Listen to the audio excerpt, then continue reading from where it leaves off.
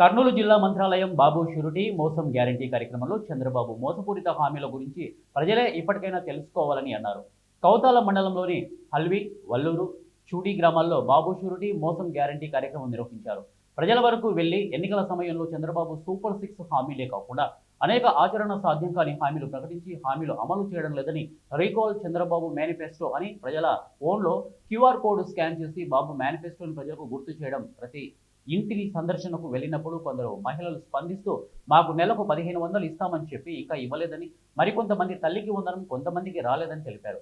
అలాగే నిరుద్యోగ యువకులకు ఉద్యోగం కల్పిస్తామని, లేని పక్షంలో ఉద్యోగం పొందే వరకు నెలకు 3000 రూపాయలు నిరుద్యోగ వృత్తి చెల్లిస్తామని చెప్పి ఆ పథకాన్ని నీరుగార్చారని విద్యార్థుల నాయకుల ముందు వాపోయారు. ఇక మండల కన్వీనర్ ప్రహ్లాద్ ఆచారి, ఏకాంబర్ రెడ్డి, మహబూబ్ బాషా మాట్లాడుతూ తల్లికి వందనం, రైతు భరోసా పథకాలను 14 నెలల పాటు కాలయాపన చేసి జగన్మోహన్ రెడ్డి ఒత్తిడితో అమలు చేయడం జరిగిందని, అన్ని హామీలు అమలు చేసేంత వరకు వైఎస్ఆర్సీపీ నాయకులంతా ప్రజల పక్షాన పోరాడతామని తెలిపారు.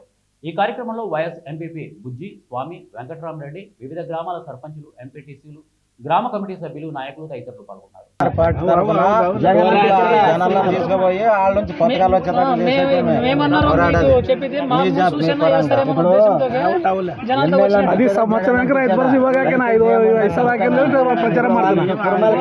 అప్పుడు ఇంటి ముందు వాలంటీర్ ఉంటే రాసుకోపోయి పింఛన్ చేస్తుండ్రు. పాటికి నీకు అయింటే